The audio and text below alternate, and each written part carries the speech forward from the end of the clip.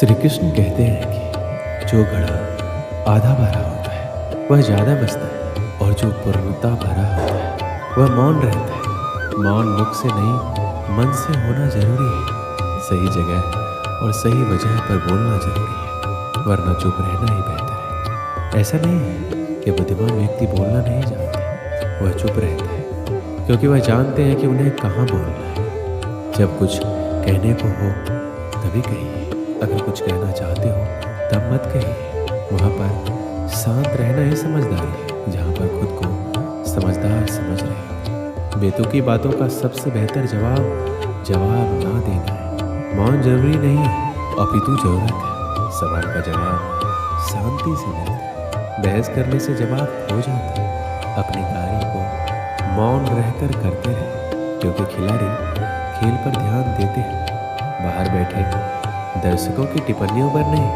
पर बात का जवाब देने बैठ जाएंगे तो कभी लाजवाब नहीं बन पाएंगे। ईश्वर भी हमें अत्यधिक सुनने की सलाह देते हैं, इसी कारण उन्होंने हमें एक मुख और दो कान दिए। शांत रहकर लोगों की नज़रों में बेवकूफ़ दिखना सही है। अगर बहस करने वालों में एक व्यक्ति शांत रहे तो बहस कभी नहीं हो सकती। बोलते समय शब्दों से ज़्यादा समझदारी से काम लेना, इससे आपका वक्त वह उल्लेखनीय हो जाएगा।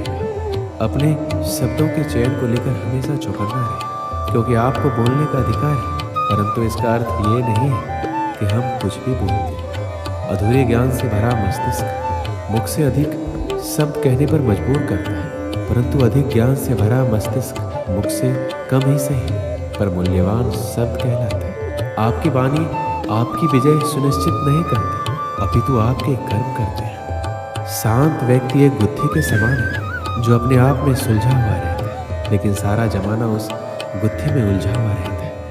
शांति का दूसरा अर्थ संतुष्टि है। संतुष्टि और मन शांति तब मिल जाती है जब हृदय और मस्तिष्क एक ही दिशा में एक ही कार्य में कार्यरत हो। एक मौन व्यक्ति अपनी गलतियों का आकलन कर सकता है, परंतु एक बड़बोला व्यक्ति केवल अपनी झूठी उपलब्धियों का बखान करने में व्यस्त रहता है। एक बेवकूफ़ खुद को समझदार कहने में वक्त खराब करता है, वहीं एक समझदार व्यक्ति कभी खुद को समझदार कहने में वक्त जाया नहीं करता। शरीर का शोर सुनाई दे जाता है, कभी आराम से बैठकर आत्मा की भी सुनो। अपनी सफलता के सफ़र में निकलने से पहले अपने बस्ते में शांति और धैर्य को जरूर रख लेना। एक बार सुनकर हर बार बोलने से बेहतर है कि हम काफ़ी बार सुनकर बस एक बार बोलें। अपने दिमाग को ज़्यादा चलाने की आदत को शुरू कीजिए और अपनी जुबान को ज़्यादा चलाने की आदत को बंद कीजिए। एक शांत व्यक्ति को सुनने की इच्छा वह व्यक्ति भी रखता है जो सबसे अधिक बोलता है। मौन एक व्यक्ति का सच्चा मित्र है जो उसकी हर अवांछित मुसीबतों में उसकी रक्षा करता है। जीवन की भाग दौड़ के दौरान जब आपको लगने लगे कि मैं कहीं खो गया हूँ, उस वक्त कुछ देर शांति से बैठ जाने से आप फिर से सही रास्ते की ओर चलना शुरू कर सकते हैं। एक शांत शत्रु 100 बोलने वाले शत्रुओं से ज़्यादा घातक है, क्योंकि उसके बारे में कोई कुछ नहीं जानता। आपके कह देने से कुछ नहीं बदलेगा। ये सोचकर अगर आप अपनी आवाज़ नहीं उठाते तो आपको सबसे पहले खुद को बदलने की ज़रूरत है। गलत को गलत कह देने में कोई गलत बात नहीं है। अत्याचार के खिलाफ चुप रहना सबसे बड़ा अत्याचार है। समाज वहाँ बोलता है जहाँ चुप रहना चाहिए, और वहाँ चुप रह जाता है जहाँ बोलने की आवश्यकता है। दूसरों पर हो रहे अत्याचारों को चुपचाप देखने वालों, याद रखना वक्त सबका आता है। रईस गलती भी कर दे तो कोई कुछ नहीं कहता, और गरीब कुछ सही भी कर दे तो सबको गलत लग जाता है। अत्याचार उसी पे ज़्यादा होते हैं जो चोटों को छुपाए फिरते हैं। अत्याचारों को शांति से बैठकर देखने से अच्छा है उनके खिलाफ आवाज़ उठाई जाए। ज़्यादा बोलना कमजोरी है, परंतु निडर होकर सत्य बोलना एक दिव्य शक्ति है। मुझे अकेले रहना पसंद है, अकेलापन नहीं। सुकून से बैठकर दौड़ भाग के दिन याद करना मुस्कुराहट भी देता है और शांति भी। अगर लग रहा है सब कुछ खत्म हो गया तो नई शुरुआत करो। अभी ज़िंदगी बाकी है। आज आप जिस शांति की तलाश में हैं, कल शांति से बैठकर इसी भाग दौड़ को याद कर हंस रहे होंगे। अब ज़िंदगी बीत गई, दुनिया क्या कहेगी इस फिक्र में। बाद में पता लगा दुनिया को अपने सिवाय किसी की फिक्र ही कहाँ है। जब बयान करता रहा अपने हालातों को तब सब चुप थे। आज चुप की आवाज़ सबको मेरे हालातों को जानता है। सलाह चुपचाप सुन लेनी चाहिए, पर सोच समझकर माननी चाहिए। दिल की बातें केवल दिल से सुनी जा सकती है, शब्दों से नहीं। दुआ वही कबूल होती है जो जुबान से नहीं दिल से की जाए। बिना कहे ही जो सब कुछ कह दे वही सच्ची मोहब्बत होती है। झूठ और सच में सिर्फ इतना सा फर्क है कि झूठ साबित करना पड़ता है और सच अपने आप सामने आ जाता है।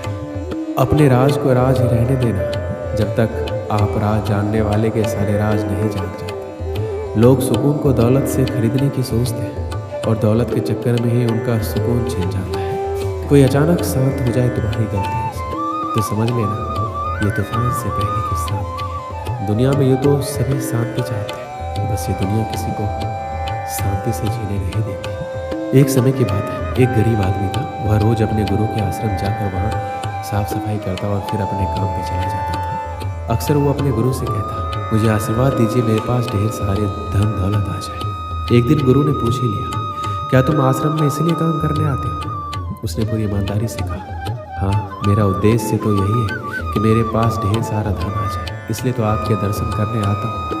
पटरी पर सामान लगाकर बेचता हूँ, पता नहीं मेरे सुख के दिन कब आएंगे। गुरु ने कहा, तुम चिंता मत करो, जब तुम्हारे सामने अवसर आएगा तब ऊपर वाले तुम्हें आवाज़ थोड़ी लगाएगा, बस चुपचाप तुम्हारे सामने अवसर खोलता जाएगा। ये बात सुनकर युवक चला गया। समय ने पलटा खाया, वो अधिक धन कमाने लगा, इतना व्यस्त हो गया कि आश्रम में जाना ही छूट गया। कई वर्षों बाद वह एक दिन सुबह ही आश्रम पहुंचा और साफ सफाई करने लगा। गुरु ने बड़े ही आश्चर्य से पूछा, क्या बात है, इतने वर्षों बाद आए हो? सुना है बहुत बड़े सेठ बन गए। वह व्यक्ति बोला, बहुत धन कमाया, अच्छे घरों में बच्चों की शादियाँ की, पैसों की कोई कमी नहीं, पर दिल में चैन नहीं। ऐसा लगता था रोज सेवा करने आता हूँ पर आ ना सका। गुरु जी, आपने मुझे सब कुछ दिया पर जिंदगी का चैन नहीं दिया। गुरु ने कहा, तुमने वह मांगा ही कब था? जो तुमने मांगा वो तुम्हें मिल गया ना, फिर आज यहाँ क्या करना है? उसकी आंखों में आंसू भर आए। गुरु के चरणों में गिर पड़े और बोले, अब कुछ मांगने के लिए सेवा नहीं करना, बस दिल को शांति मिल जाए। गुरु ने कहा, पहले तय कर लो, अब कुछ मांगने के लिए आश्रम की सेवा नहीं करोगे, बस मन की शांति के लिए ही आओगे। गुरु ने समझाया कि चाहे मांगने से कुछ भी मिल जाए पर दिल को चैन कभी नहीं मिलता, इसलिए सेवा के बदले कुछ मांगना नहीं है। वो व्यक्ति बड़ा ही उदास होकर गुरु को देखता रहा और बोला, मुझे कुछ नहीं चाहिए, आप बस मुझे सेवा करने दीजिए। सच में मन की शांति सबसे अनमोल है। इस कहानी से हमें क्या सीख मिलती है? मन की शांति सबसे अनमोल है। जो व्यक्ति अपने मन को शांत कर लेता है वह किसी भी चीज़ के मुकाबले में धनवान होता है। जब व्यक्ति अपने मन को शांत करता है तो उसका सोचने का तरीका सकारात्मक होता है। और मानव जीवन में कई प्रकार की चुनौतियाँ और परेशानियाँ होती हैं, लेकिन जो व्यक्ति अपने मन को संतुलित रखता है वह इन चुनौतियों का सामना करने में सफल होता है। इसलिए धन, सम्मान या किसी अन्य सामग्री वस्तु से ज़्यादा महत्वपूर्ण है कि वह व्यक्ति अपने मानसिक स्वास्थ्य का ख्याल रखे और अपने मन की शांति को महत्वपूर्णता दे।